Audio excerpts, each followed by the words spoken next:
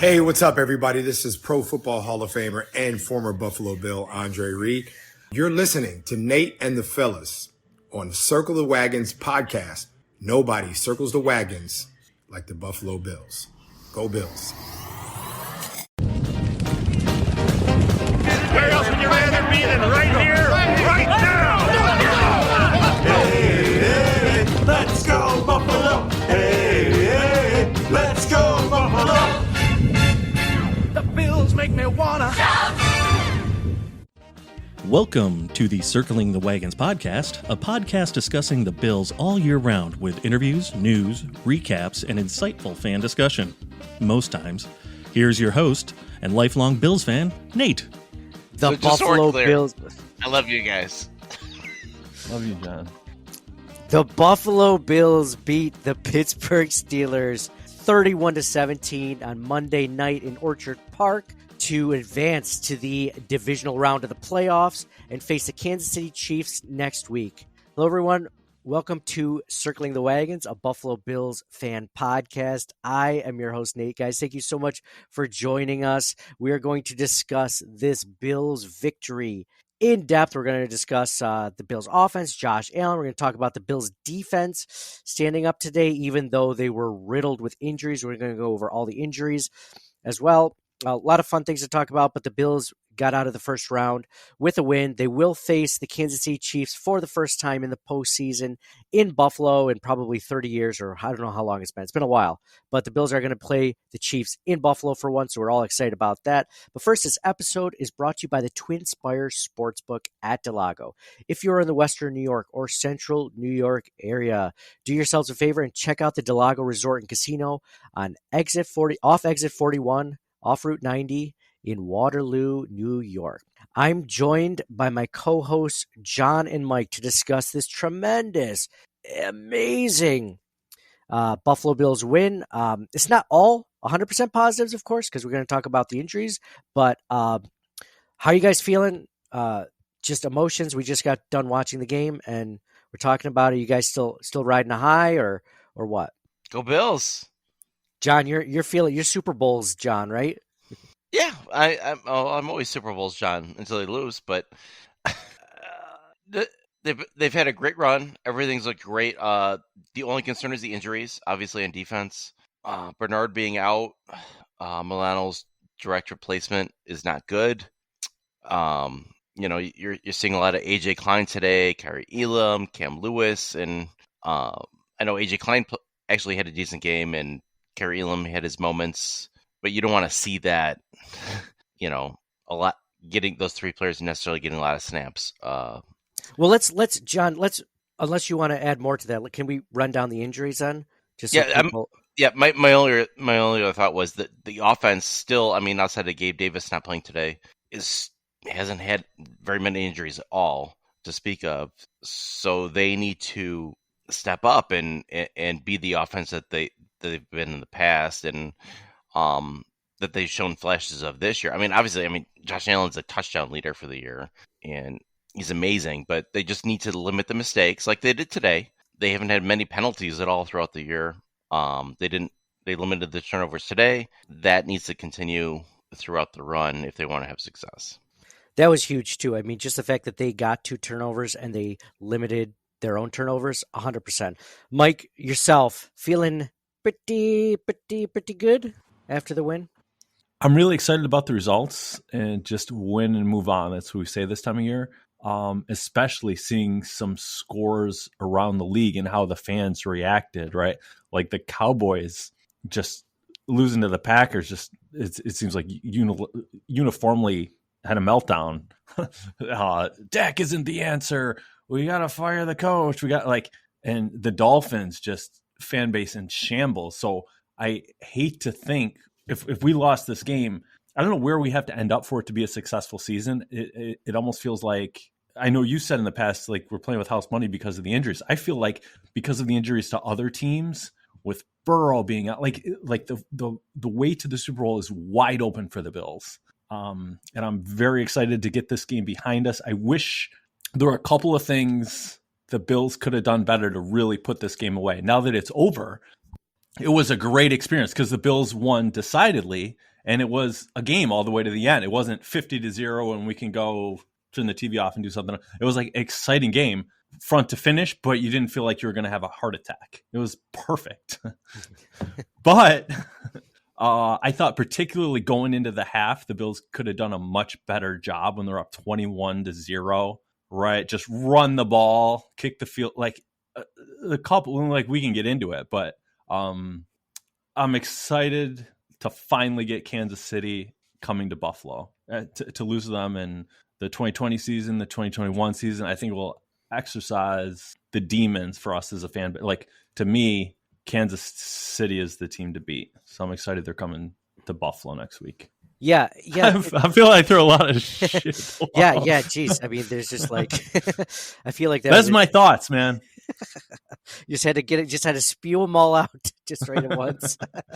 No, there's a lot of things I couldn't keep up with all of them, but no, I think you brought up a lot of good points, and I'm going to start with the KC thing real quick because I guess I kind of had the feeling you said, what does this season mean for success? And obviously the Super Bowl is a goal. Like, I think we can both agree. We can all agree that the Super Bowl is a goal. Winning the Super Bowl is the only thing that matters. But I will say winning against KC in the postseason is a step that they haven't gotten to before, right? Like they haven't been able to get over that hurdle. Them getting over that hurdle to the AFC Championship game on the way to the AFC Championship game would be big, whether that's against the Ravens or the Texans, whatever. I think to get that monkey off their back, I think is a win. It's not going to feel good in going into the offseason. Well, luckily they beat the Kansas City Chiefs. We'll still be upset that they didn't make the Super Bowl or win the Super Bowl, right? Like we always are. But I think that can go part of it. I think that can help out. Now, what John was saying about the injuries stacked up. So the injuries before the game, before we even started today's game, was Tyrell Dodson, which John mentioned, Gabriel Davis on the offense. Rasul Douglas was out today. Cornerback Rasul Douglas. Safety Taylor Rapp was out today. I'm missing someone. I think that's those are the main ones. Kingsley Jonathan, Alec Baldwin, and or Alec Anderson. Sorry, and Alec Baldwin, Alec Anderson, and I can't remember the last name. But yeah, you got the main four. And then through today, then we lost Christian Benford, the other starting cornerback. We lost Taron Johnson at one point, nickel cornerback. We lost Terrell Bernard, which was a huge loss today. And then we lost Balin Spector, the backup to the backup of Milano. So Dodson was out, Spector was in, then Spector went out. Hopefully it's I'm gonna mention what Banged Up Bill said on his Twitter feed, so I'll get to that in a moment. Who else? Who else am I missing, John? I know I'm missing someone else.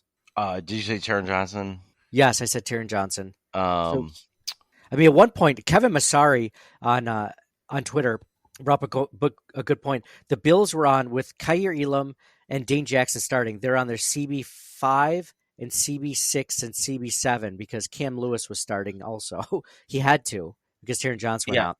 Yeah, we're watching the game and I actually commented. I was like, I'm kind of having a hard time keeping track of who's injured and like what string guy is in and all that. Because AJ Klein was in, but he was only supposed to be a practice call backup in case something like this happened. He wasn't supposed to start. Right. And even Spector is just, supposed to be just special teams mostly. And yeah. Yeah. So lots of injuries there. Connor McGovern went out, but then he came back in. So the offense luckily seemed to go pretty unscathed. We'll see if we get Gabe Davis back next year or next week. But, I guess my point in saying all these injuries is to me, it takes a little bit of the luster off of this win. If you could, like a playoff win is always amazing. And I try not to ever take that for granted because we lived through a time when, how long was it the Bills didn't win a playoff game? It was like 25 years. That was longer than the drought, obviously, right? 25 years, something like that, where the Bills finally won one. So I don't take that for granted. But like I said, it takes a little bit of the shine off that win, knowing that they might go into KC and they might be missing some guys. But at the end of the day, you guys mentioned Josh Allen. Josh Allen is really like a big part of this win. Sure, obviously you have to stop parts of Patrick Mahomes or at least make it tough for him. But in the end, we go as far as Josh Allen goes, right? For the most part. Maybe we can get in one game between the Super Bowl of the three that the defense really shows up and maybe helps out, but it really goes as far as Josh Allen. If Josh Allen can only score 10 points, we're not going to win the game. Like that. If Josh Allen scores 40 points, we're probably going to win the game. So And I thought he had a great game today. I mean, it wasn't spectacular stat-wise, but I mean, it was pretty damn good. I mean, he still had over 280 total yards, 3 touchdowns, no picks. It's pretty good. Yeah. 21 and 30. And that's without one of his main receivers. He got a lot of folks involved. James Cook looked pretty good tonight. The run game looked good. I just love Joe Brady so much more. I know it's not a dramatically different offense with him like schematically, but just this offense just runs so much smoother, right? I'm trying to think of a good analogy where like things are a struggle, and then you change one thing and all of a sudden it's just, oh, that's what I should have done the whole time, right? Do you guys notice a little bit more play action today? That was nice to see. Oh, I did notice a little bit of play action. Now you must be listening to the podcast. Under center and then like play action on top. Like what's going on? I mean, sure, there was a lot of shotgun plays still, but yeah, I like them changing it up. I love it. Yeah, I liked. I wish they threw in a little bit more, maybe a trick play or two for some reason, or maybe like a jet sweep or something a little bit different that like, you know, Deontay Hardy would be perfect for a jet sweep. You know what I mean? Like scheme it so that you can get it. I don't know. They're saving that. There's more to do for next week against the Chiefs. Yeah, that's fine. That sounds good. And then they got to save a little bit for the Ravens and a little bit for the 49ers. The 49ers, yeah. It was amazing that like you guys were talking about Mike was talking about the Cowboys fan base being in shambles. The Dolphins fan base. I mean, now the Dolphins, luckily since the Lions won their first playoff game in 32 or 33 years or something. Now the Dolphins have the longest active postseason losing streak. So that's kind of cool from our standpoint. And you should have seen their fan base over Twitter. I mean, they were just cannibalizing each other. It was kind of fun to watch, to be honest. It was nice to see them. Yeah, I mean, I got my group at work. A Dolphins fan and Cowboys fan. It's been a great weekend so far. You're the only one still in it. They'll jump in. They'll jump in when if we end up losing, and they'll be like, "Oh, good." Be like, "Well, we got further than you did." We actually won one in the last 25 years, so that's all right. Yeah, I mean the Cowboys. What is that team, man? I don't get it. I thought they were supposed to be good at home. They're supposed to be a good home team. So if you want to see the highs and the lows of what your franchise can be, you witnessed it this weekend. You know, the highs being maybe like the Packers and the Texans, and the lows being, you know, the Cowboys and the Dolphins. So yeah. And not only that, the Dolphins fans are thinking Tua might not even be the guy. Like they want to hit the reset button. Some of them do, which I don't necessarily blame them. Yeah, that might be too quick for the Dolphins. Cowboys definitely needed a big change. Miami's still, I think, they're still a young, decent team. And they got a good coach. I mean, they got a really good coach, only in the fact that, like, I don't love the guy, but, like, he almost beat the Bills last year with Skylar Thompson. So, I mean, maybe you give him someone different. I think he's most of the reason why Tua is as good as he is. Not necessarily that Tua's amazing, but that he's a really good coach, and Tua's also good. Not great, but good. Mike, that's your second favorite quarterback. You have anything to say about Tua? What do you mean second favorite quarterback? Mike loves Tua. You know this, right? No? You don't know that? Second favorite? It might be 1B. Nate is prone to hyperbole because when he kept getting injured, I defended him by saying you got to see what he can do on the field. Anyway. No, it was more like he's a really good quarterback. I like Tua. I could pull up the podcast episode where you're like, I like Tua a lot. Pull it up. Well, I can't right now. I don't. Oh, okay. I'd have to take me a couple hours, and I'm not that petty.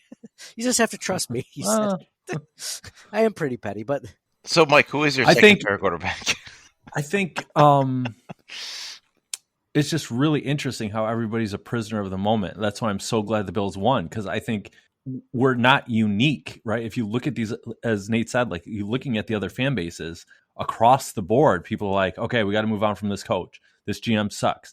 This quarterback isn't the answer. When the quarterbacks were top 5, like statistically, in Prescott and Tua, and it's like people change their perception on a dime, and the sample size is so tiny, right? If Prescott doesn't throw that pick 6, like the game can unfold completely different. Just any game is just that's why it's so exciting. Why everybody loves it. Just one play. So I can't throw a pick 6. yeah. Yeah, I mean, we're in the middle of the Eagles Buccaneers game, but the Eagles are losing 16-9. If the Eagles lose, don't you see the same conversation about Jalen Hurts when Jalen Hurts was considered an MVP candidate at one point? It's wild. And same thing. Like, oh, this coach, get him out. Get him out. Exactly. They wanted to fire Where's Nick Sirianni. Harbaugh? Yeah. It's a good place to be in. Let me give you some updates on the injuries based off our buddy Banged Up Bills. At Banged Up Bills, we've had Kyle on several times. I'm sure I should probably have him on this week. But Ian Rappaport said Bill star linebacker Terrell Bernard, who has emerged as one of their top defenders, has what is believed to be an ankle sprain, source said. X-rays were negative. MRI tomorrow. Of course, we don't know how severe an ankle sprain. It could be 4 to 6 weeks. It could be he could be fine for next week. But either way, like I know it sucks, but thank God we didn't lose him for to an ACL tear. That's exactly where my mind went when he went off in a cast or he got taken off in a cart in the field. Like that didn't look like an ankle sprain. That looked like a season-ending, ending 2024 season-ending injury. So lucky there. And so we went over. Stephon Diggs was injured at one point. The Bills punter Sam Martin was injured at one point. Bills guard Connor McGovern was injured at one point. Micah Hyde had a shin injury. Leonard Floyd had a shoulder injury. I mean, Christian Benford had the knee injury. Just a lot of injuries today. Just a ton. Even on the Steelers side, the Steelers lost a lot of players too. But and part of it might have been just that field. Probably felt like concrete getting tackled on it with how cold it was, and they just plowed 2 feet of snow off of it. Yeah, no kidding. The field looked amazing, though, by the way. Can I say that? I don't know about the stands. It looks great from the TV. It's all completely frozen. McDermott said Bills cornerback Rasul Douglas told Tim Graham in the locker room he felt like he was ready to play, but the team held him out. Douglas then said he'll play next week against the Chiefs, so obviously that's great news. Sean McDermott said there will be consideration regarding bringing a new punter in this week. So the Bills will have to see where Sam Martin is with his hamstring injury. I mean, he punted afterwards, right? Yeah. And he held. And then, he missed another thing. At that point, I think it was, what do you make of that Bass miss, that 27-yard field goal? It looked like the hold was fine. He just, really was really bad, that one. Dude, I took flack on Twitter, and I was, to Mike said, I'm prone to hyperbole at points sometimes. But I said, why did we give this guy an extension again? And I guess this is just my frustration with Tyler Bass this season. And then I looked at his stats. I'm like, well, maybe I am making a big deal out of this. But this has been his worst season field goal-wise since his rookie season. Not awful. Don't get me wrong. He was 83% or something like that, right? So he was 83% his rookie season. The last 2 seasons before that, the 2 seasons before this last season, though, he was 89% field goal percentage-wise. But 2 tonight just was Well, the block, you could, any block, I didn't really see the replay well enough but blocks usually are kind of fluky. It could be anything. It could be an offensive lineman missing an assignment. It could be the holder taking too long to do something, or it could be the kicker. Who knows? How long it is. 49-yarder, you don't think that would happen, but it could be anything. But the 27-yarder, it's is it in his head from before? What happened? The holder got hurt and it got blocked. Oh my gosh, what am I gonna do? But that should be a chip shot. It's like a old school extra point, except a little bit to the right, right? Yeah, exactly. Well, that's the thing. And people were like, it's like kicking a cinder block. And I completely get that. So I'm not going to say that. But for a 27-yarder, Steelers field goal or kicker didn't have any issues doing that. So, the Chiefs kicker was doing pretty good the other night in -30 windshield. So, Bass made the regular extra points. He made the regular extra points. He just missed the 2 field goals. And maybe, it's a 49-yard field goal. It was a long one. Don't get me wrong. But at the same time, he missed a big field goal in the Eagles game. The Eagles game that probably would have won it for us. And it was because it was a chip shot and he didn't kick it up high enough.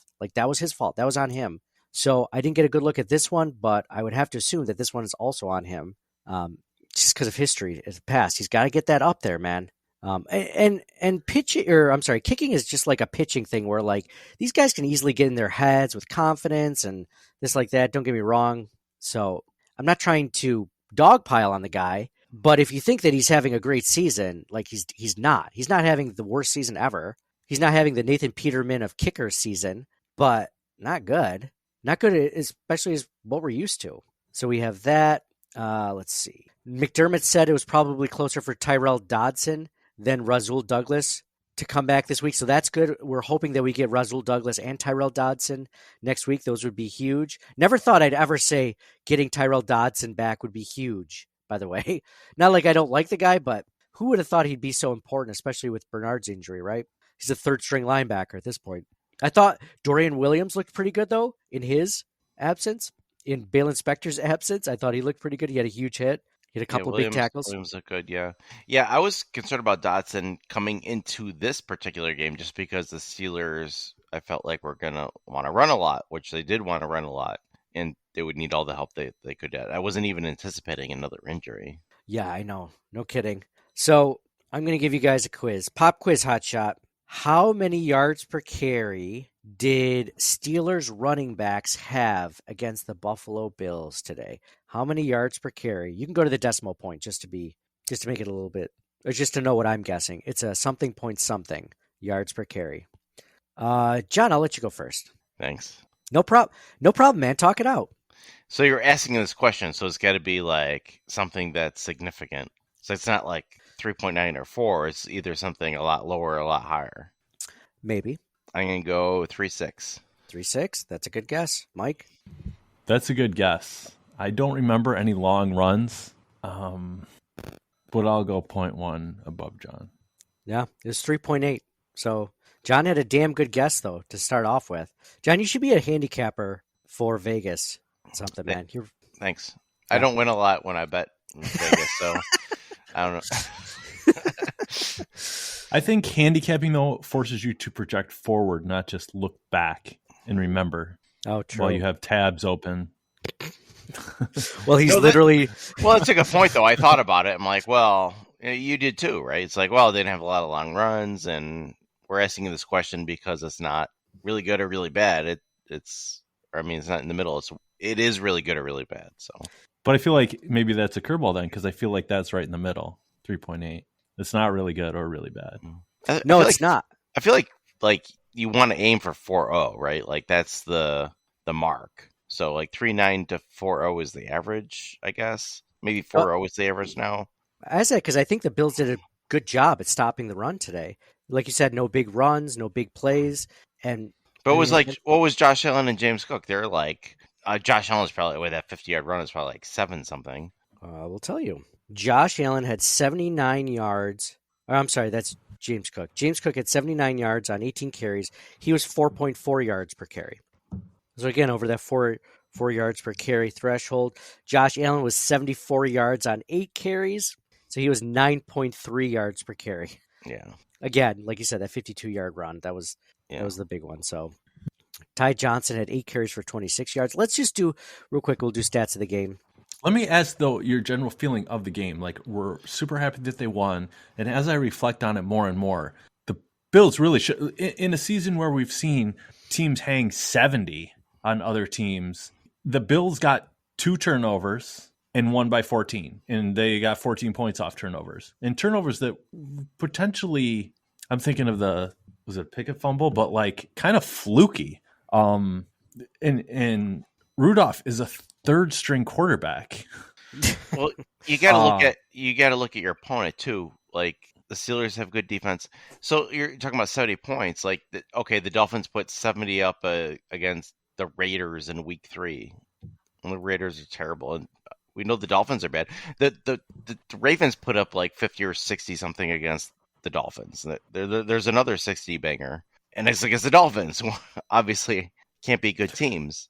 But if the Bills play the same way, and luck is randomly dispersed throughout the game, shouldn't they have won by more?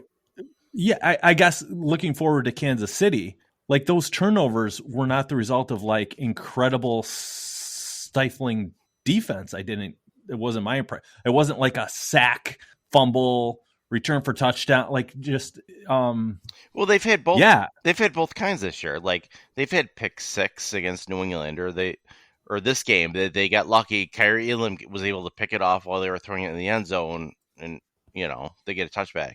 They've had both types of turnovers. But okay, how swap out Mahomes for Rudolph? Like, Do the Bills win this do the game? Bills win? They won earlier this season. And you look at Mahomes' And track, it came down to an offsides penalty, though, right? Like, it which was egregious. really close. It was egregious, but like, look at Mahomes' track record against Buffalo. He's 3-3, so he's 500 even. He's only played in Buffalo once, which he won, but there was no fans because it was during the COVID year. Mahomes is 2-0 in the playoffs against Buffalo. That's the most damning thing at this point, which everybody can agree to. Both those games are at Arrowhead. This is his first true road playoff game against any team. The Super Bowl he played against Tampa Bay was in Tampa Bay, whatever. But like, as far as leading up to the Super Bowl, all playoff games, which he's played 16, 17 games of, he's never had a road playoff game. This is his first one. That's significant. I'm not saying that, okay, he's going to lose because of that, but it's a big deal. Like, it's something to think about. And his track record against Buffalo, he's 500. He's 3-3. I guess my point more is like, they could, in thinking back, like, they could have dominated the Steelers one more convincingly. Like, if they play the same game against KC, I don't know how that turns out. I hope they're able to step their game up next week. Even more. Wasn't it like a couple years ago where it's like there were like people were on them for like not winning? They lost two close, like all their games that they won were blowouts, but they didn't win any close games. And then like they were winning close games. They're like, oh, now they're not winning any blowouts. I don't know. Just as long as they win. Mike, is it so much that the Bills only scored 31 or that the differential was only 14 points more? Because, like, if the Bills got one of those two Tyler Bass field goals, do you feel better about 34-17? Like, does that feel better because they doubled up on the score, or they have 17 more points? Does 17 feel better, or should it have been 24? Or if they made both field I goals. feel like you can't overstate the importance of the quarterback position, right? We can all agree there. And it's just, is Rudolph the worst quarterback in the playoff field? Yes. Third stringer, right? Maybe Baker Mayfield. No, Baker Mayfield's got to be better. Yeah. I thought they said in the broadcast Rudolph was like going to go be a real estate agent. But for a defense that has had so many injuries to only let up 17 points, Milano's out, Bernard's out, Trey White's out, like all these guys that got injured during the game, not to mention the four inactives. 17 letting up 17 points, I think that's amazing. It's kind of rough because TJ Watt was also out. Should they have scored more just based on that? And they lost their best cornerback halfway through the game too. And at no point was I like, this offense is dominant. Like, I thought they were moving the ball and they had some really good plays. No, I agree on the offense part. I think they should have scored more points on offense. I think the defense was fine, all things considered. Oh yeah. I'm not ragging on the defense, especially with the myriad of injuries they've had. I think they should have been in the 40s on offense. Do you think some of that though was the Bills were up by 2 scores and McDermott's like, let's run this ball, like let's chew up the clock, like let's not. Yes, but you still have to finish drives, and even the 2 field goals. I mean, that's 37 right there, and the 1 field goal might have taken away from the Steelers touchdown, so it could have been 37-10 instead of 31-17, which looks a lot better. Yeah, that you got to count that as a turnover, right? That blocked field goal that ends up going down to like the Bills' 25-yard line or whatever. Like that is almost a turnover, basically a special teams turnover. But in the end, it doesn't matter. But on that play, right? Like, wasn't it 2nd and 7, and they were throwing the ball when they could have like run it to get down to the 2-minute warning, and then there's 3rd down, you run it again, or you're closer for the field. Like, that felt like very poor decision making in the moment, because like you can almost close the door, and you're getting the ball back at the half, but instead they throw that pass that's not even close, and then go for the 49-yard field goal into the wind, and then get it blocked, whatever. You're giving the Steelers the ball back and hope. Like, to me, that felt like a huge decision and just opened the door wide open for them. Yeah, it was 2nd and 7, incomplete pass to Ty Johnson, Mike, and then it was an incomplete pass again, and then that left 2:29 on the clock. Yeah, could have at least gotten to the 2-minute warning. It's hard to say. Like, you see something in the defense, like, oh, we got to run this right now because like this guy's out there, and sometimes it doesn't work. I get the situationalness of it and the time and everything, but sometimes it's a tough call. But they won the game. Look at it. I mean, we got two amazing games next week. Allen and Mahomes and Stroud and Jackson. It's gonna be great. It's gonna be a fun weekend. Hopefully, it's gonna be great. Yeah. Oh my gosh. Yeah, I know. I'm already getting stressed. Dude, I was stressed about this game. Just I was stressed about last 5 weeks leading up to this, and I'm stressed again. Yeah, it doesn't end. It doesn't end. It doesn't end until you win the Super Bowl. It hasn't ended our entire lives. No, I mean, we lived through the 4 Super Bowl losses, so it's like I remember you texted us the question the other day, like how far do they need to go if you're, I don't remember the context, like if you're disappointed or not or something. It's like, well, I mean, obviously, you want to get as far as you can go, but anything that's not a Super Bowl win, considering what we've been through, not just the last 6 years, but our entire lifetimes, like living through the 4 Super Bowl losses, like. Who cares if they go to the Super Bowl and lose it? Like, you want to win it. Yeah, exactly. I won't feel good if they go to the Super Bowl. Well, we got to the Super Bowl and we lost. Like that doesn't. If anything, it kind of makes me feel even worse. Like I know. I'd almost rather lose in the game before that. I know. Isn't that crazy to think that? Like I'd rather. Oh, I'm so glad we lost in the AFC Championship game instead of going to the Super Bowl and losing. But yeah, it's like the highest. But then it's the unknown. It's like, well, if we had won, then maybe we had a shot at Super Bowl. So yeah, but we're not due. We always talk like, oh, our whole lives. But there's 32 teams. On average, you should win once every 32 years. The first 10 years of your life are completely pointless. If you remember nothing. If you're not being completely devoid of human contact, you're going to be fine, right? Like it could be the greatest heaven on earth or the hell on shittiest earth situation you can imagine. Right. First 10 years are null and void. So then after 10, like it's coming up for us, but and you should go to the Super Bowl like once every 16 years and lose. We got 4 in a row, and now we have all this success year after year, the last 5 years, right? Like, so it's not like I get the law of averages and all that, but like, it's not fun. Like the Steelers fans, they got it easy. I get they lost today, and it sucks for them, but. From 1969 until now, they've only had 3 head coaches. The first 2 are in the Hall of Fame. The guy they got now has never had a losing season and has won a Super Bowl and has been in tons of playoffs. Like, that's awesome to have lived through that.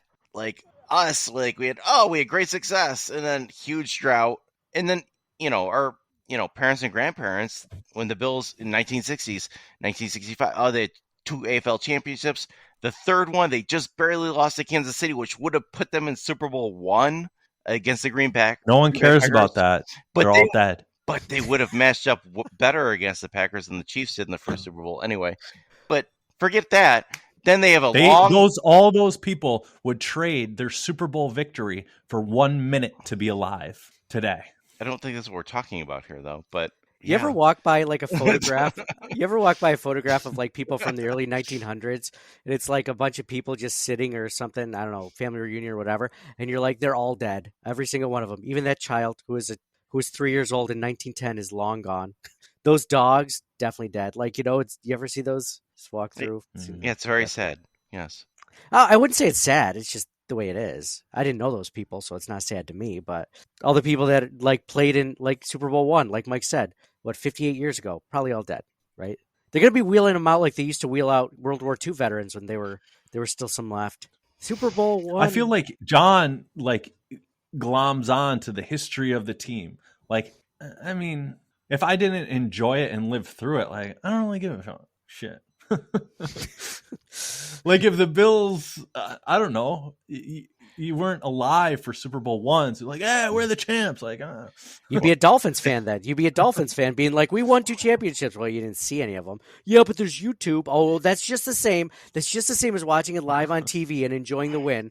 Being able to see it 50 years later, it's exactly the same. Well, yeah. You know what? You know what's also interesting? Back in like the first 3 Super Bowls, as they were merging the 2 leagues.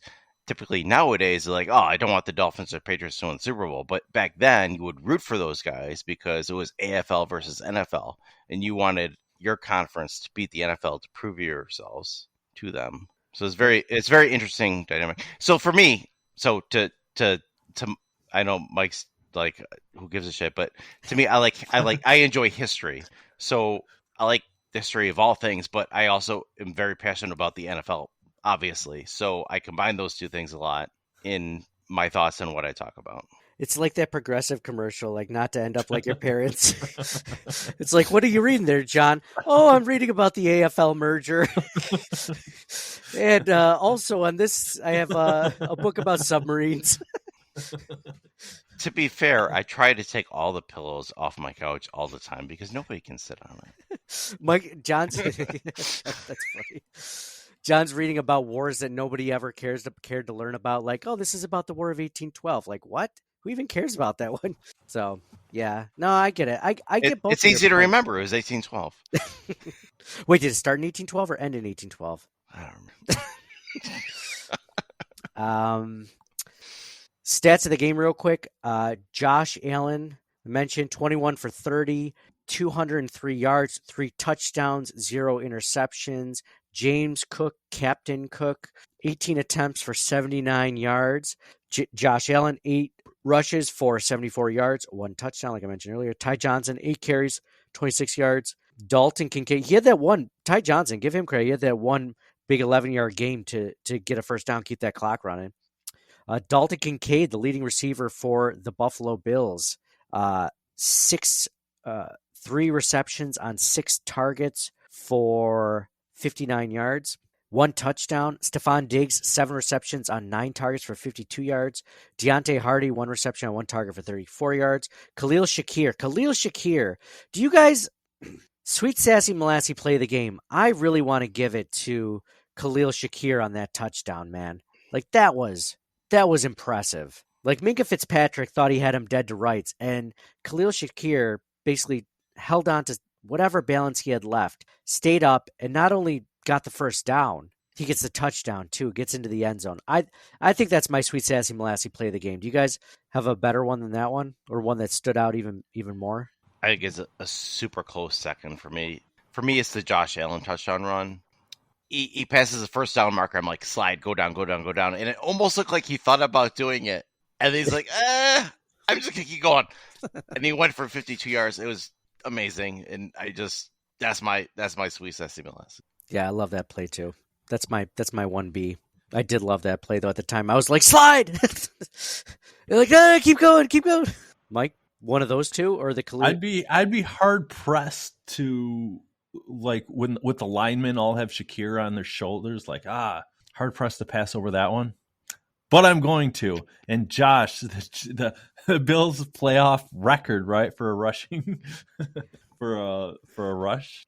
Rushing amazing touchdown? Quarterback rushing. But Yeah, second. Yeah. I think it's just the longest run from Bills playoffs, wasn't it? Oh, it might have been. I just saw the stat about the second longest quarterback run in a playoff game. It's the longest Bills rush for a touchdown in playoff history. And we'll be playing that highlight for forever. When Josh's career ends, he'll have all the passing records and all the rushing records for the Buffalo Bills, guaranteed. That's crazy. That's insane. Maybe not the rushing yardage, but maybe the rushing touchdowns. Well, he's already second in rushing touchdowns or third, right? He's third of pass. He only has to pass OJ and Thurman. That's crazy. Both amazing plays. However, the play of the game, just because of how quickly the turnaround happened, I had just finished thumbing in my notes, Wall of Shame, Kaiir Elam, after it was 3rd and 9 at the Bills 25, still in the first quarter. So we're going back.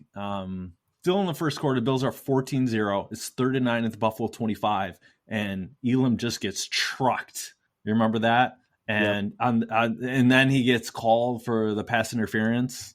And like, oh my gosh! But then he got the interception, redemption, and then he comes through. So Wall of Fame or Wall of Shame until Wall of Fame, making that pick in the end zone, and then that led to the was it the Allen touchdown, right? That put him up 21. Nothing at that point. Nothing at that point. Yeah, that was. That's pretty. That good. Would you say that that's a Gettysburg of the game too? That might have been the turning point because it was potentially a 7-point or 14-point swing right there. You can make the argument for that. I don't know if there's a Gettysburg.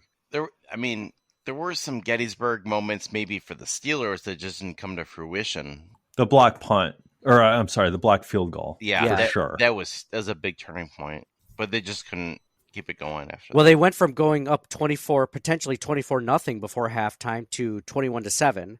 So yeah, that was a huge play for the Steelers. I love the Kaiir Elam pick, Mike, for a couple of different reasons. Like you said, he like totally redeemed himself throughout the play from the pass interference, the play beforehand, right?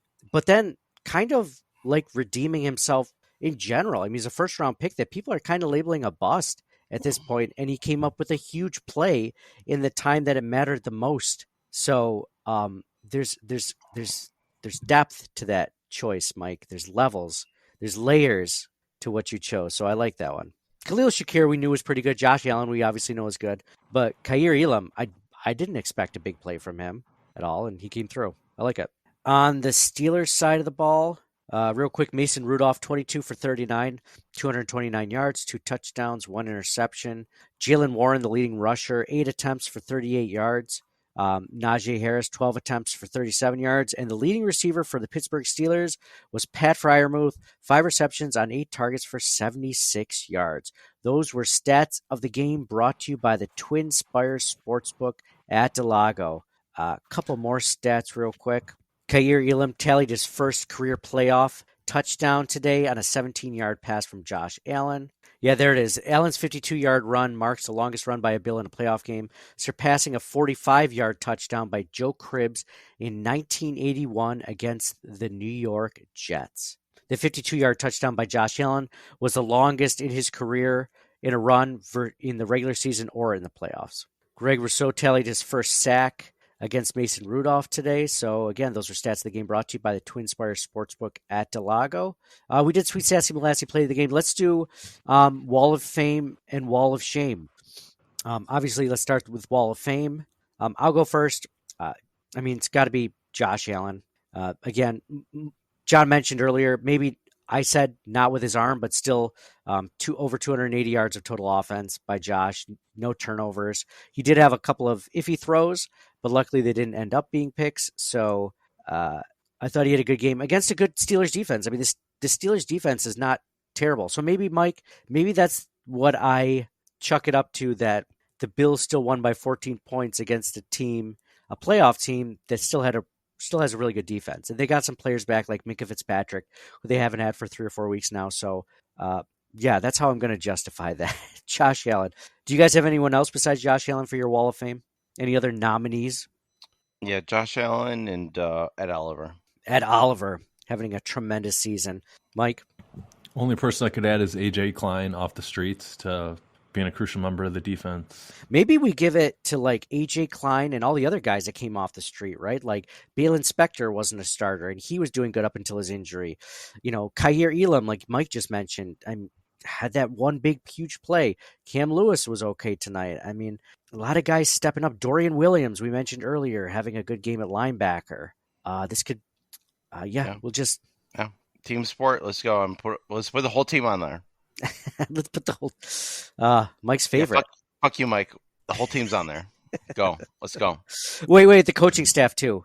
The coaching staff. Brandon Bean, Klein. Terry Pagula. Let's go. Everybody. How about those guys that threw the snowballs at George Pickens in the end zone when he was trying to catch the ball? Bills Mafia, snowballs, tables, lighter fluid. Let's go. Bills Mafia that at the game today, Wall of Fame, every single member's the ones at the game. Also, Wall of Fame, the shovelers. The shovelers. Who worked for I don't know how many hours to at least get the aisles. I know that they were limited in time, but they got the field clear, they got the aisles clear, and we sat in some snow. I didn't sit in snow. I watched my ass on the couch in front of the TV, but somebody sat in some. It's 72 degrees. It's 72 degrees, right? 10 feet away from your refrigerator with a nice cold beer. Yeah, that's dude. I saw a funny tweet. Somebody mentioned that, when is the multi-billion-dollar team like the Buffalo Bills going to have like a ready, set, contractually obligated, place that's going to shovel out the stadium in case this happens? Why do they? I think it was Aaron from Cover One. It was like, why? It was cute the first couple of times. Now it's like, why don't you guys actually have someone to do this? Why do you have to keep relying on fans to bail you out?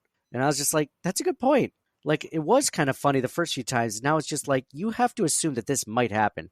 Well, You it's should have always- someone on retainer. Yeah, it's always been that way.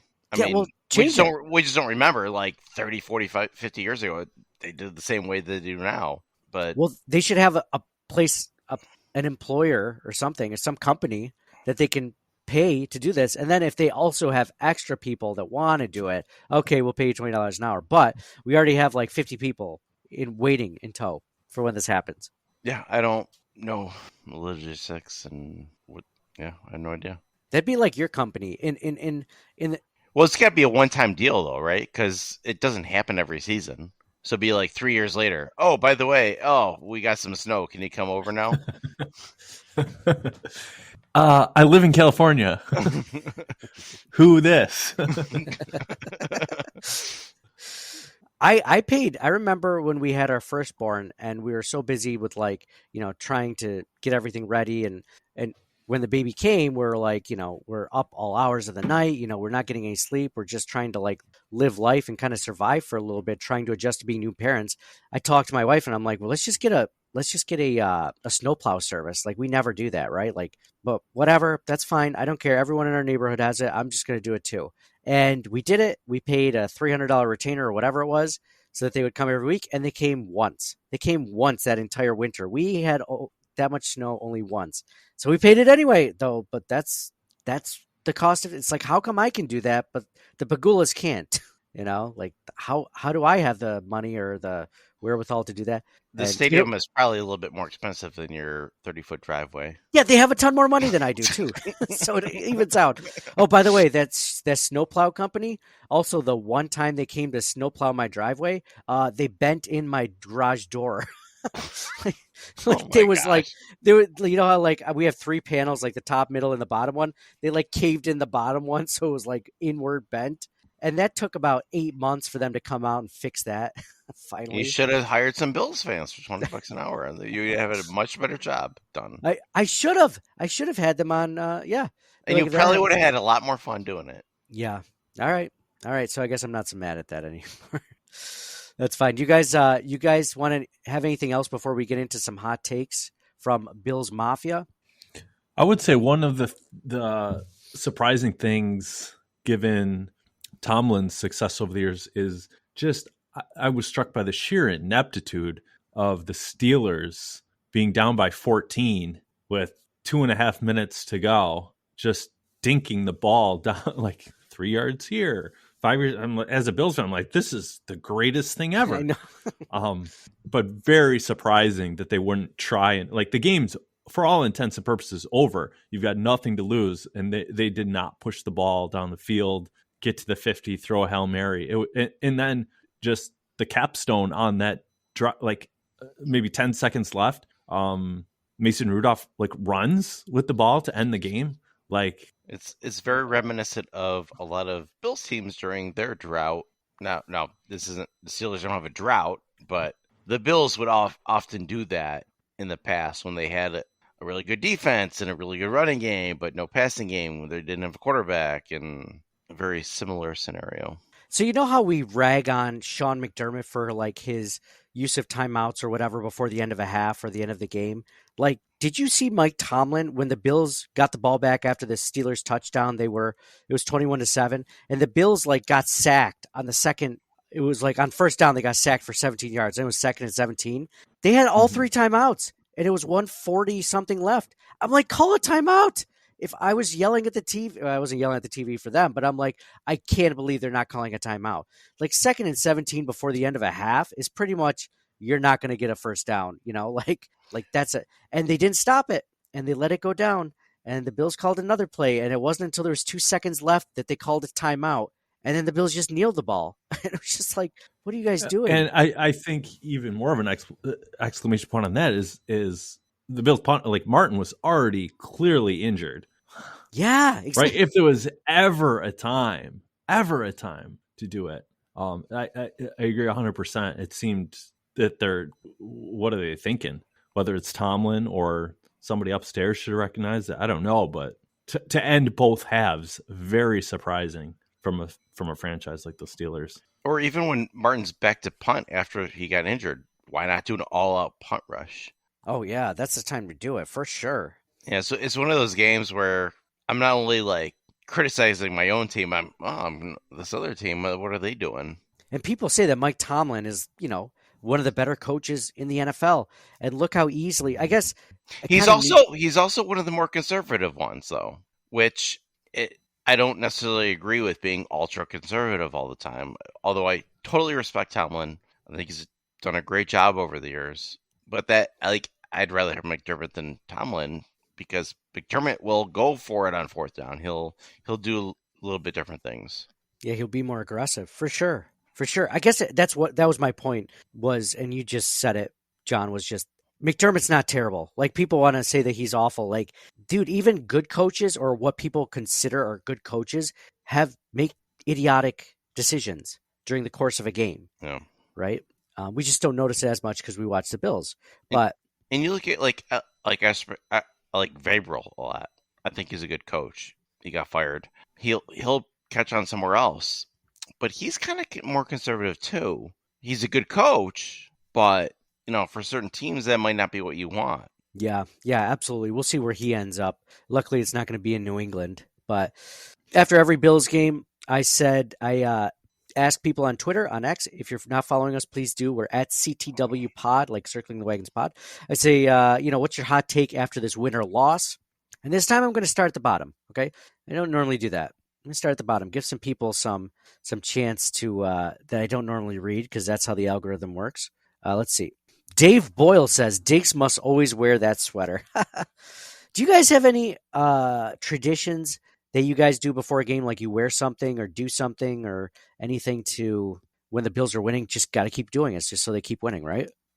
It sounds like no. I think kind of. I don't have a set thing, but I mean, like,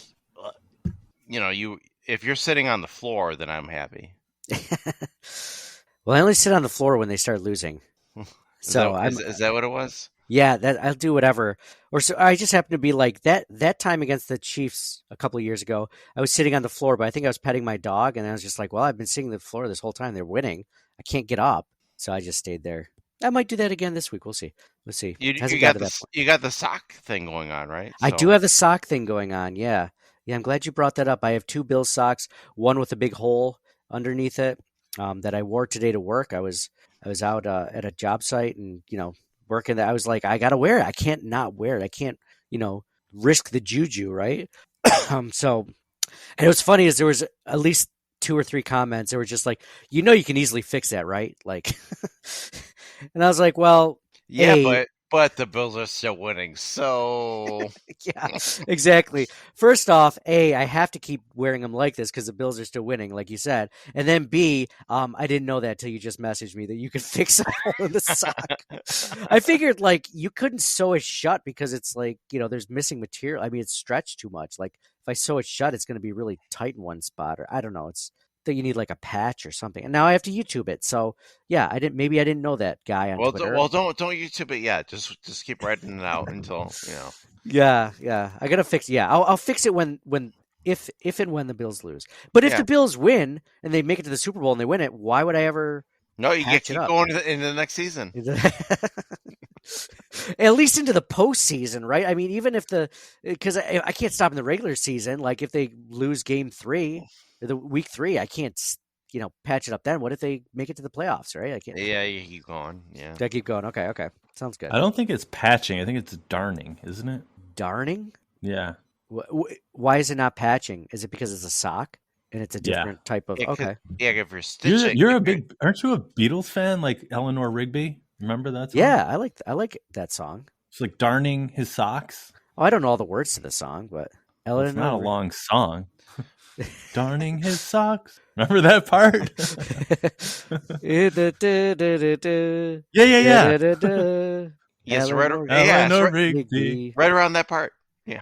Darning his socks while she yells out the window at kids. I think you have that on cassette tape somewhere. Jack V writes, big momentum swing after the blocked field goal and Martin injury. Yeah, that's another thing. Bass's blocked field goal led to the Sam Martin injury. And that whole sequence of events was terrible. Yeah.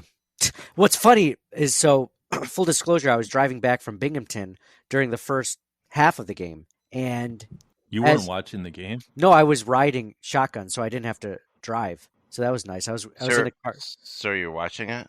Or Yeah, no? so I was watching it on my phone, Okay. and it was playing through the car speakers and stuff like that. The guy. So why did you say full disclosure? Full disclosure, because I wasn't watching it in my living room or whatever. So So while I you're was watching it, not as good as you would be normally. no, because it's like, the stream is always a few seconds, like 30 seconds behind the But actual. you watch. So you watched it or you didn't watch it? No, I did watch it. But I It was just watching. seems weird for a confession. Well, let me. So this is what happened. Is let me finish. God damn it. So as I'm watching it, the Bills are about to line up for a field goal, and all of a sudden, John's text over the group chat goes "fuck," and I was like, "Oh no, I don't think he made the field goal," because John is texting me before the field goal that I didn't realize how bad it was, though. It wasn't just a blocked field goal. Like, they ran it back 30 or 40 yards. Our punter got injured. Like, it was just... Yeah, the expletive was mostly just for the punter getting injured. Because I mean, the rest of it was like, it could have been a fluke, but they didn't run it back, and the punter got injured, though. That was my biggest takeaway. Yeah. Oh, yeah. At that moment in time. It was appropriate. You weren't just saying that after a missed field goal. I mean, it was everything after that, for sure. What were you doing in Binghamton? I had to go to a project. It wasn't in Binghamton specifically, but I don't want to give the location away. So Jack V continues on, and Steph probably gave them extra juice when he grabbed the Steelers' water bottle. Can't get that cocky against the Chiefs. That was funny when Steph did that. He also writes, Josh is a man-child, and we better see Haley there next week. Go Bills. Well, if Taylor Swift's going to be there in Buffalo, right? That just makes sense. Has she been to a away game yet? Do we know? Oh, I don't know. Mike? How would I know? Well, you don't have to get all, upset about it. It's just Why would you think we needed a specific location that you were at? Like, well, it was a we didn't long ask drive. anybody. I can't tell you guys. It was, just so you know. It was a long drive. You didn't ask. You kept asking. It was a long drive. It was 2.5 hours from there back to Rochester. So, we didn't leave until 3:30. So, I knew I was going to miss the beginning of the game. But this trip had been planned for work since, a couple of weeks ago. I didn't know that the game would last till today, but here we are. Steve Leffler writes, KC coming in pretty healthy. Bill's going to have a Band-Aid defense. Might be the difference. I'm worried. Yeah, well, I was less worried until you wrote that, Steve. But yeah, we'll see. We might get some big pieces back. Rasul Douglas in general would be key. Christian Benford doesn't look good because he never came back after he went into the locker room. So I would be surprised if Mahomes didn't try to pick on Kaiir Elam. Why wouldn't you? But he wouldn't be playing because it would be Dane Jackson and Rasul Douglas. So Taron Johnson, though, not being there would hurt a lot. Yeah, so who's their nickel? Which means Kaiir is playing Cam on the Lewis. outside. Cam Lewis. Yeah. Oh, yeah, Cam Lewis. I mean, so no matter what, they got some issues. So the offense needs to step up, like I said before. They need to score lots of times and not have issues doing it. Yep, absolutely. Steve Szymanski writes, just plain intestinal fortitude despite injuries. Go Bills from Greensboro, North Carolina. Steve, go Bills from up here, man. Awesome. Good time of year to be in Greensboro. Congrats, writes, injuries ruined this season. That's the hot take. This win almost doesn't matter, but hey, it was a nice win. I say we still got to wait to see what happens. I feel like every team that goes to the Super Bowl has big injuries. I mean, the Ravens are missing their best pass-catching tight end, right? And they're the first seed. So luckily it's mostly on defense, right? That's the one thing we can say. Luckily it's mostly on defense. Hopefully we get Gabe Davis back this week. That'll help for sure. I mean, he's the chief slayer, right? He had 4 touchdowns against them just a few years ago. As you know, John and I usually tune out when you start doing hot takes, but my echoic memory just kicked in. Did you say Szymanski? Is that your plant? No, it's just some guy named Steve Szymanski. Usually I know you just, I'm surprised you didn't say something earlier. Anakin Skywalker says, sorry guys, I'm getting over a cold and cough and sinus stuff. So I apologize. I'm trying to mute the mic while coughing. Anakin Skywalker is in. Anakin says, linebackers, please get healthy quick. What an environment. Bills Mafia never faded. Packed house in 18-degree weather. When it's uncomfortable for them, it's just right for us. 1-0, bring on the Chiefs. I like that one.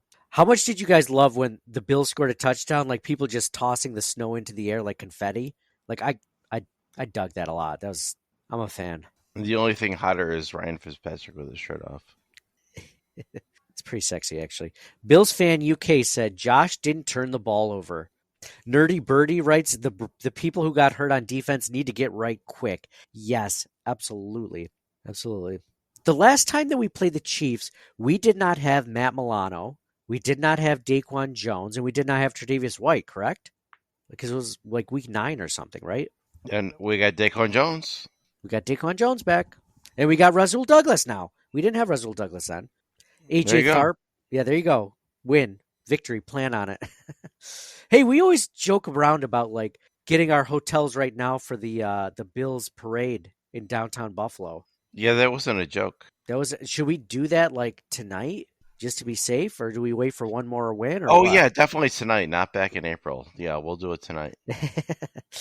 Is that when you did it last April when you saw the schedule come out? No, of course not. Why would I do that? That's Well, ridiculous. hopefully you got a big enough room for all of us, not just you and your wife or something. You know, you got one for all 4 of us. I thought you guys were doing the same thing. I don't know what happened. Yeah, well, you didn't coordinate that well enough. We're staying in a different hotel, I guess. AJ Tharp writes, number 1, AJ Klein off the couch had 9 tackles, 3 times more than Von Miller had all season. No, I love that. I love that he said that. Real quick, about Von Miller. Von Miller actually showed a little bit of life tonight.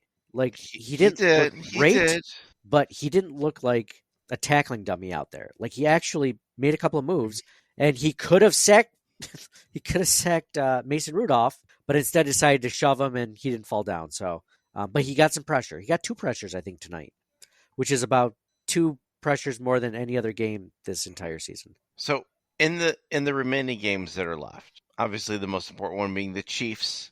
We don't know if we're going to play after that, but do you think Von Miller is going to be present in any of the next 3 games? Do I think he's going to show his presence? Is that what you said? Yeah. I'm hoping. Don't you kind of hope that tonight is just the start? Forget about hoping, but what do you think? I think he's going to continue on this path to a point where maybe he is. If we continue on past the Chiefs, like I think he's going to make a few plays. Maybe one play. So not that you said past the Chiefs. So not the Chiefs. I don't think he's going to be the Von Miller that we remember until. I mean, I hate even thinking that it might happen, but he kind of gave us a little bit of a thought that it might happen tonight. So, Super Bowl Von Miller maybe. Okay, Super Bowl is when he would show up. What do you think? I don't know. That's why I asked you. I don't know. I think this is a trend. I think he makes a play or 2 next week, and maybe against the Ravens if he or the Texans. Would you rather have Von Miller being active during all these playoff games, or would you rather have like Kingsley Jonathan getting some more experience during these games? I would have preferred Kingsley Jonathan being in this entire season over Von Miller up until maybe today, but good question. I think Von's trending up, so how could you not play him the rest of the postseason? All right, we'll see. We'll see. I'm hoping. I know you're hoping. I'm hoping too. Yeah. I just want the offense to actually have to like kind of game plan around him, or at least notice when he's on the field. Like that's what you want. Be like, oh crap, Von's on the field. Like we should, slide protection or something, as opposed to like, who cares? It's just Von on the field. Whatever. Same assignments. And it's also kind of, we shouldn't be talking about like defensive adjustments and like, oh, this guy should be playing better on defense, where the offense should be scoring 35 plus points every single game. Yes. Regardless, we're still putting too much on the defense. Correct. Offense needs to do its job. We're in the weeds. We're micromanaging, this entire team. But yeah, you're right. The offense should do this. AJ Tharp also writes, number 2, Bills are now 6-0 after that hit piece on McDermott. Everyone should be thanking Tyler Dunn if the Bills win the Super Bowl this year. Like, that article might have come at the perfect time. We were all shitting on him. I wasn't, because I like Tyler. I've talked to him on the podcast before. He seems like a genuinely nice person. I have no idea how he is professionally. Maybe he had some beef with the Buffalo Bills specifically, or Sean McDermott, or whatever. Maybe he did on purpose, thinking that this would be the spark. He's like, you know what? If I put this out there, the Bills could go out the way. Yeah. It was the As a fire that.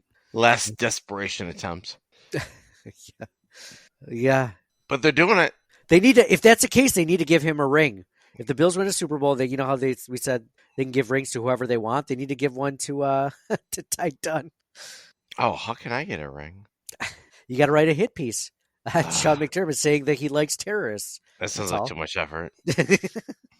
Yeah, Never mind. You'd have to accumulate a following, all that stuff, blah, blah, blah. Number 3, McDermott is working magic with backups on that defense. Give that man his flowers. Absolutely. Let's heal up and bring down Mahomes next week. Love that. Great tweet by AJ. Colby Pleasant says, I can play linebacker. You're probably injured, though, Colby, so it wouldn't be much better. Just knowing that all the Bills linebackers and prospective linebackers are all injured. Andrew Ensing writes, great clutch offense, but the injuries are going to hurt more than just this week. Yeah, it's like I said, it just takes a little bit of luster on this. At Drunk Towns writes, I hope Taylor Swift gets diarrhea from bad ranch dressing next Sunday. Blue cheese is way better. Oh, without a doubt. You know what I've been doing lately? John, you might appreciate this. You like spicy stuff. Is I've been adding, when I have stuff with blue cheese, whether it's chicken or something like that, I will add a little of this like sweet and spicy sauce from Aldi. It's like a Polynesian sauce or something. It's almost like sweet chili sauce, and it gives it like a little bit of some heat on it too. Instead of doing Frank's Red Hot, like normally I do like chicken with like Frank's Red Hot and blue cheese. Now I do the sweet and spicy sauce. It's a good switch up. Is it like a sriracha type of thing, or it looks similar to a sriracha thing, except it's like it's hot, it's orange-ish in color, but it's got the sweet to it too. It's not like too sweet. It's just got like a hint of it. You know, it's more hot than sweet, but for some reason I like that combination of sweet and hot. It's like my jam. What kind of jam do you like? I'm a grape jam guy myself, but I like it all. I can eat it all. What about you? I'm not sure. There's a lot of different kinds of jam that I like. Raspberry, strawberry? Raspberry? Yeah. Or blackberry? Oh, I've never had blackberry jam, I don't think. Dude, throw it with peanut butter though. I'm sure it's good.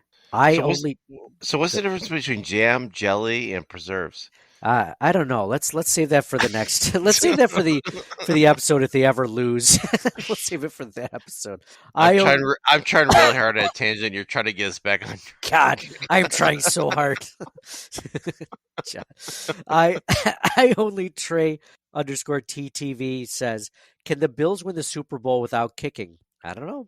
We're gonna find out. Yes, they can. Yeah, absolutely. Josh Allen. Tyler Bass missed 5 field goals all season, and he missed 2 tonight. So not trending up. Unlike Von Miller, he's like the anti-Von Miller here.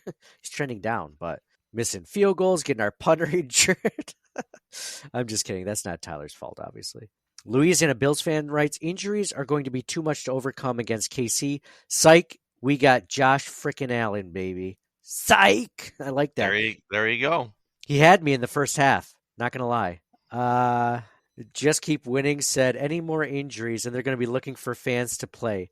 Never mind, clear snow.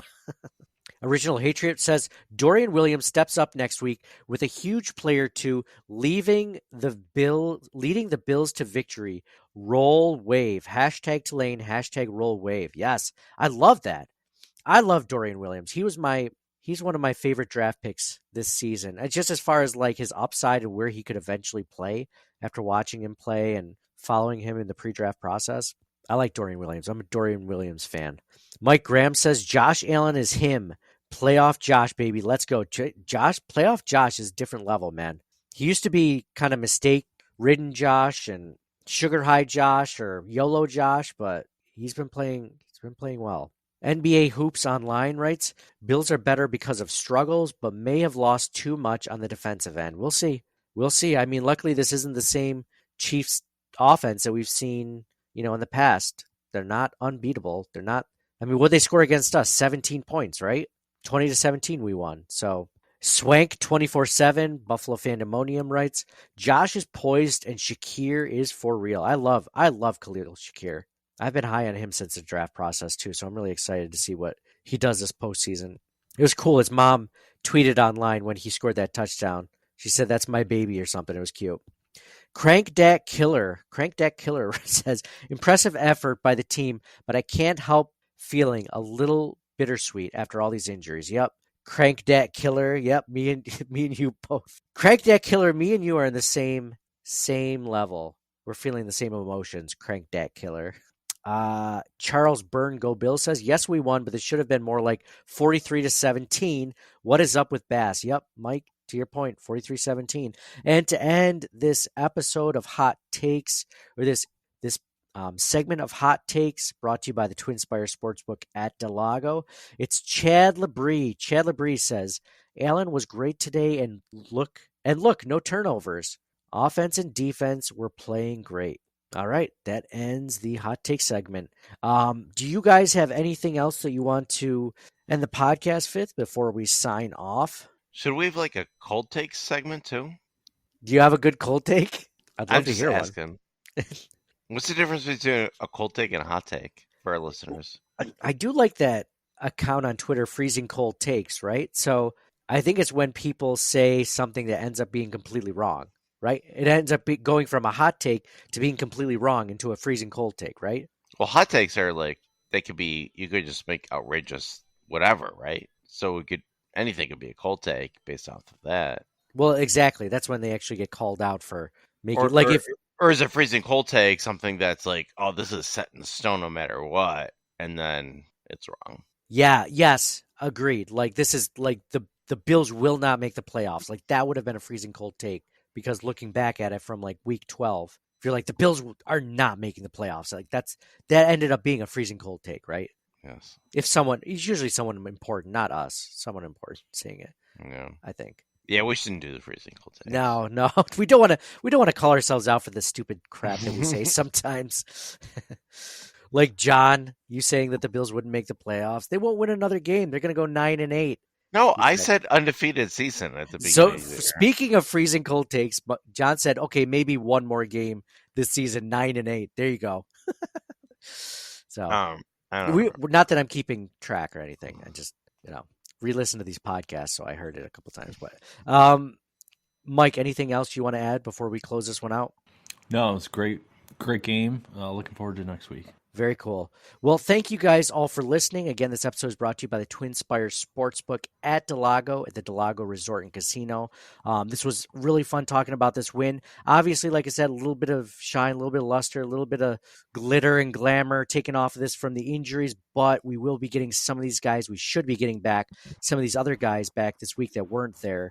So hopefully that'll make up for it. Again, luckily, Bean has just put together such a deep roster that we might be able to weather this storm, at least for the next week, until we play either the Ravens or Houston Texans. We'll see. I'm not taking anything for granted. Going to enjoy this ride all the way through. So signing off for John. Let's go Bills, Super Bowl. Enjoy this week. Enjoy the next week. Enjoy the week after that. And enjoy the Super Bowl win. I love you.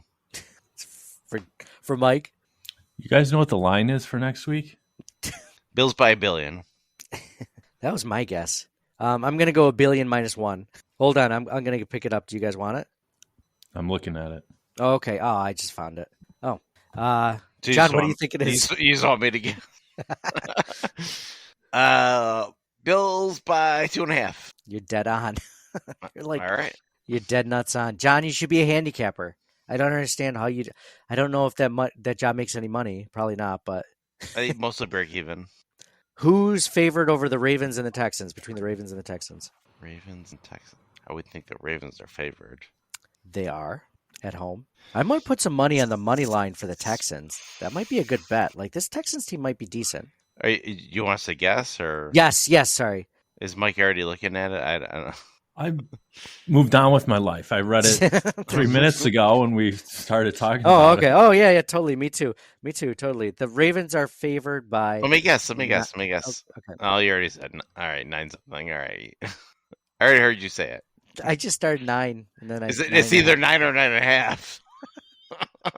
Well, which one is it? I know it's 9.5 points as of now. I might put some money on the Texans money line just to see. I could see that one going. Yeah, just to see. All right, go Bills. And for me, Nate, go Bills. The Chiefs are going down, Taylor. They're going down. We'll talk to you guys again next week.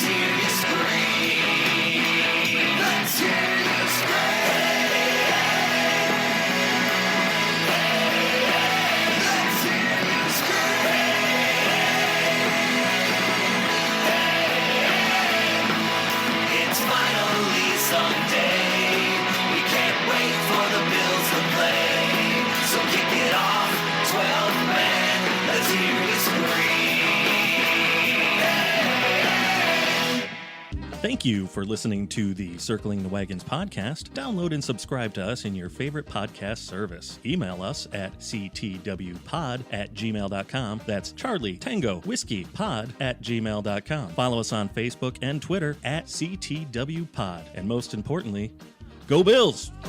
Nobody circles the wagons like the Buffalo Bills. Nobody circles the wagons like the Buffalo Bills, Nate. Well, listen, the whole show is called Circling the Wagons. Say no more. I love it.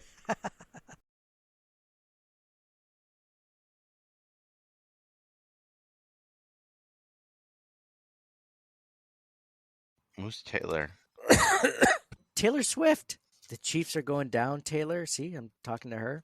Did you see that meme of like they showed in the crowd like everyone in the Kansas City Chiefs game, like the people in the box and the people in the stands, like swaying back and forth, singing some stupid song in that stadium? And the caption of the meme was like, "The Bills need to end this next week." That was funny. I think for once, like everyone's rooting for the Bills to beat Patrick Mahomes and Travis Kelce and Taylor Swift. I hope they can do it. I know. It's been a long time since the majority have been on the Bill side.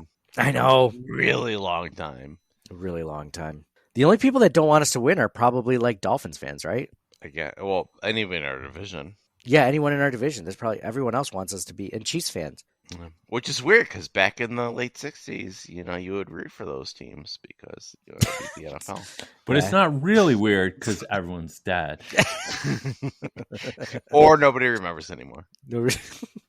All the people that remembered are senile and dead. Yeah. There's like a sponsor for the show. There should be like a sponsor for me personally. You should try and get that going. Like, so they deliver me a pizza. They DoorDash me a pizza while we're doing this, and I would just give them a shout out when I see something. Well, they could just pretend that happened and they would save the footwork, but then you wouldn't get any pizza. But then when why would I do it? For the money. I'm like, hey Mike, how's it going? You're like, good. My sponsor of the show is brought to you by Yeah, for that 10 cents. Little Caesars. Yeah. That's definitely how it would work, yes. Eating an it's great, Nate. It's great. Well, it sounds great, Mike. I hope you're enjoying that pizza that's brought to Mike by Yeah, and you pretend to be eating pizza, but really be a banana or something that you had. Wait, I don't understand. What do you think I want, and what is your idea?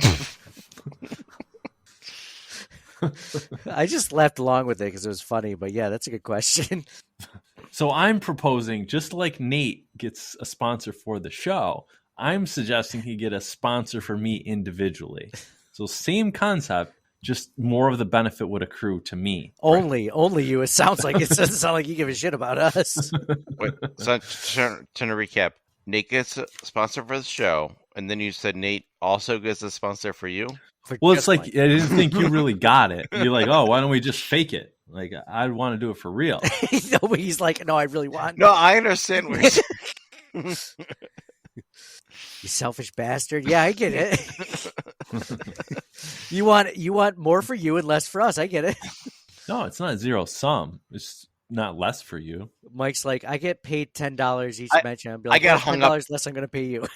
The part where I got hung up on was Nate was getting a sponsor for you individually as opposed to you getting a sponsor for you individually. Mike just starts. Well, if you come across somebody that's not looking to sponsor a show, only wants to sponsor somebody on a show,